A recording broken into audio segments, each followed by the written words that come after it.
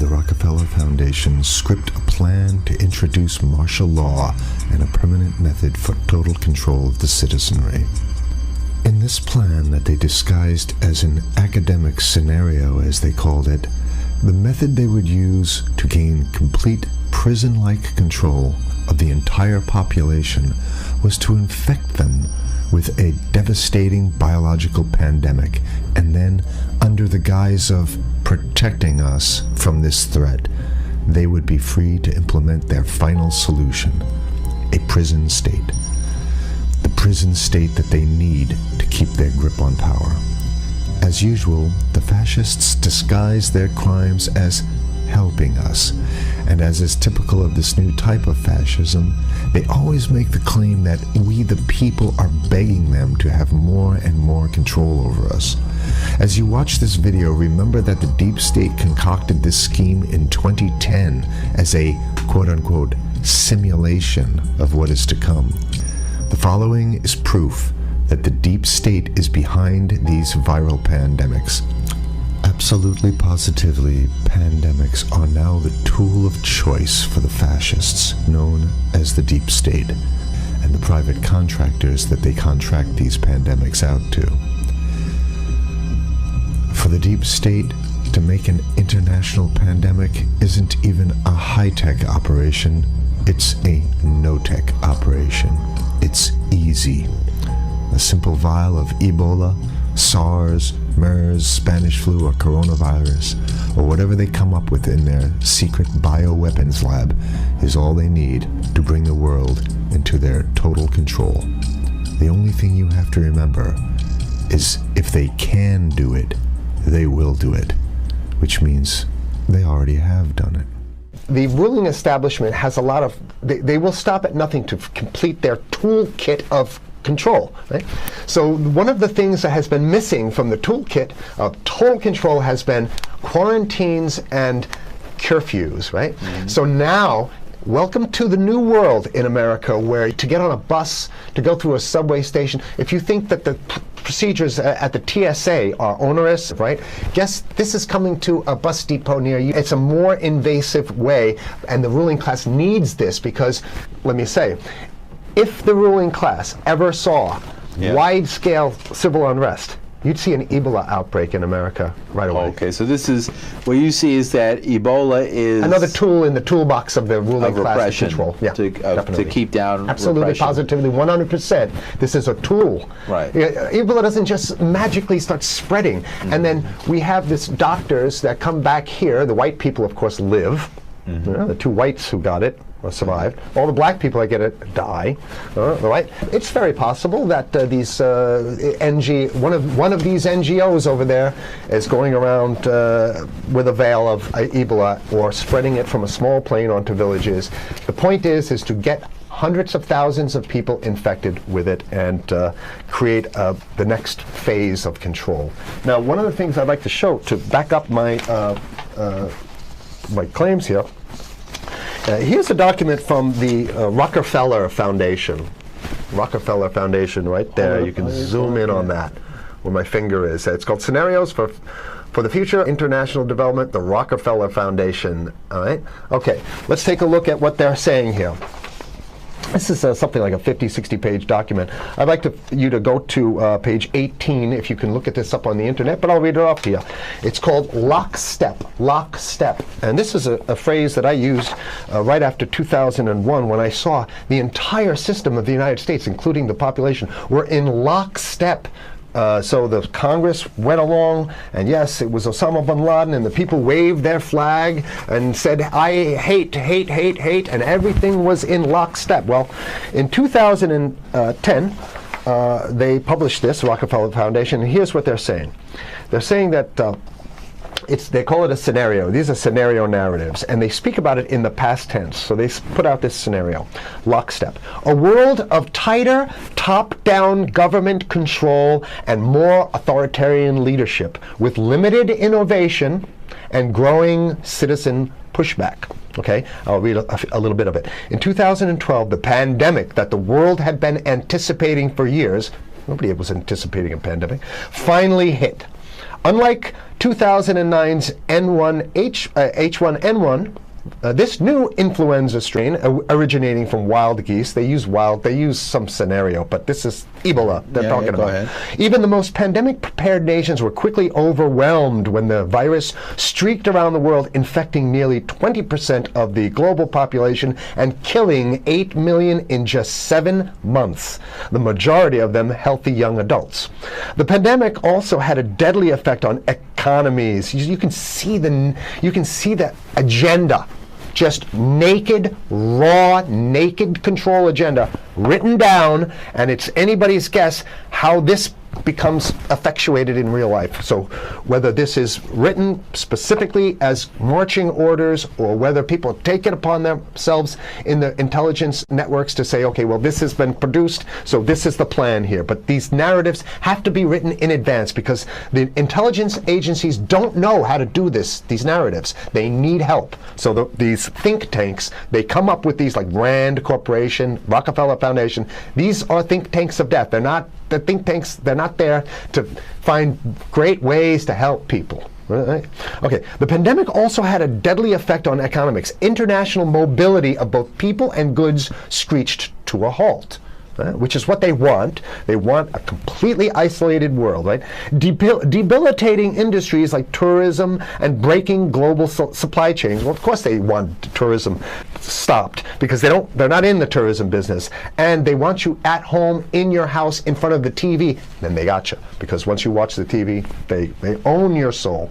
Even locally. Wait a second, we're on television. I mean commercial television, let's say. National. Even locally, normally bustling shops and offices sat empty for months. Okay, so I love how they talk about it in the past tense in 2010. Right? The pandemic blanketed the planet, though disproportionate numbers in Africa died. Southeast Asia and Central America, where the virus spread like wildfire. It sounds like the opening monologue of a disaster movie, right? Exactly. Now listen here's the good stuff now. But even in developed countries, containment was a challenge. Now here's this one. I love this one.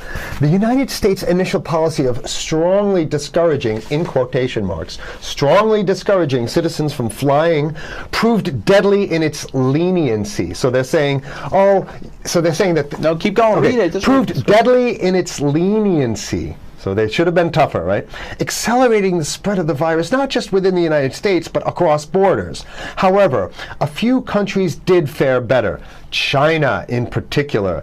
The Chinese government's quick imposition and enforcement of mandatory quarantine for all citizens, as well as its instant and near hermetic sealing off of all borders, saved millions of lives, stopping the spread of virus far earlier than in other countries. So the message is here is we have to look towards the Chinese, the oppressive totalitarian Chinese regime as an example of what we need to be doing here. And of course, the ruling class here loves the Chinese regime because they have demonstrated to the ruling class the most efficient form of capitalism, which is authoritarian capitalism. So we have capitalism, but unfortunately we have this veil. I get it. We have this veil of democracy. This is very interesting. This is continue on. Okay.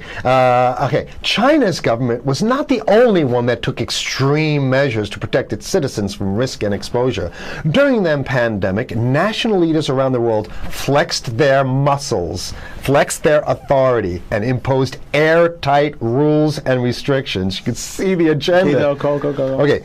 From the mandatory wearing of face masks to body temperature checks at the entries to communal spaces like that's what's happening right now. Yeah, but soon it's going to be like body. It'll be at the subway. Yeah, is that what you're saying? We'll be going through this in the sub to get on the buses and the subway, absolutely, things positively. like that. And what this means though is don't think about having a cigarette, a joint on you, or basically you can't.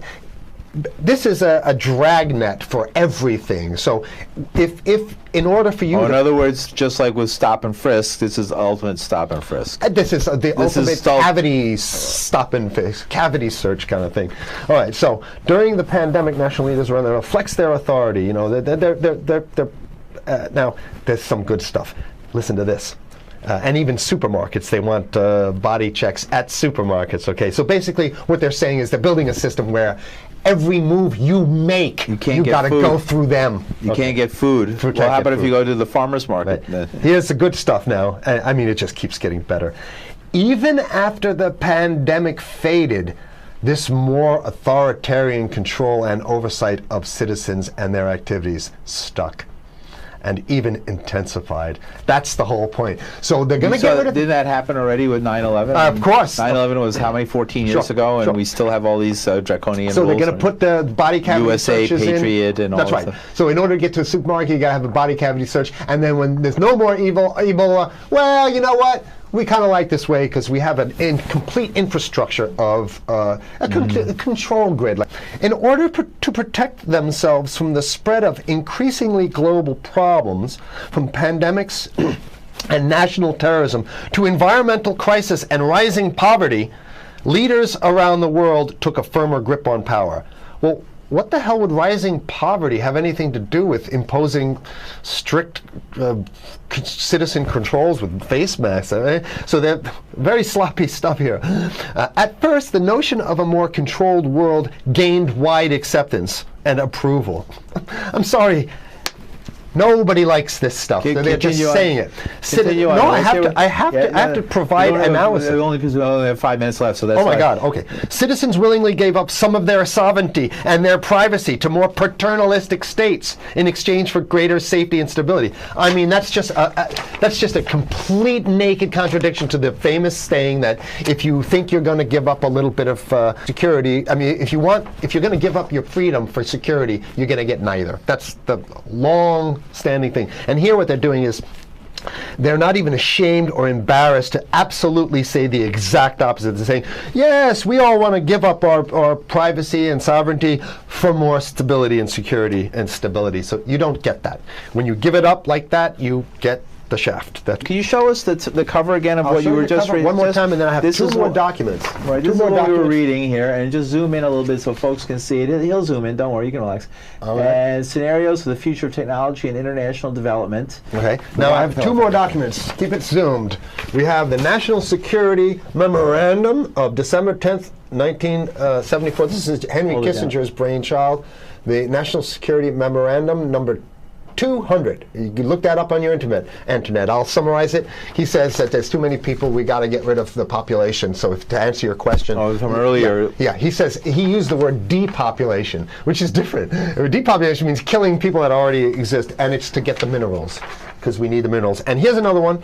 The CDC has a patent on Ebola. They patented it. Yeah? Right. So basically, if you want to get a cure for your Ebola, it says it right up here, right? It says human Ebola virus species and compositions and methods thereof, and it's a patent. It's a patent. They patented the main strain plus something like 17 other strains of it. So they own it now, and I don't know how exactly you can own that, but apparently they've done the same thing. Yeah, I didn't think you could own a natural. Yeah, you can.